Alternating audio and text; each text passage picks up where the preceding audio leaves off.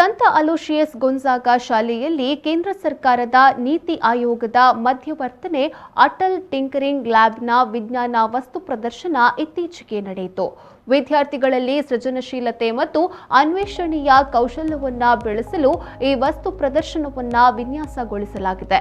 Robotics, sensor technology, solar tractor ಮುಂತಾದ ಮಾದರಿಗಳನ್ನು ಪ್ರದರ್ಶಿಸಲಾಯಿತು. 6ರಿಂದ 10ನೇ ತರಗತಿಯವರೆಗಿನ ವಿದ್ಯಾರ್ಥಿಗಳು ತಮ್ಮ ಪ್ರತಿಭೆಯನ್ನ ಅನಾವರಣಗೊಳಿಸಿದರು. ಪ್ರತಿಯೊಂದು ಪ್ರಾಜೆಕ್ಟ್ಗಳನ್ನ ಮತ್ತು ಚಟುವಟಿಕೆಗಳನ್ನ ವಿದ್ಯಾರ್ಥಿಗಳು ಆತ್ಮವಿಶ್ವಾಸದಿಂದ ವಿವರಿಸಿದ್ರು.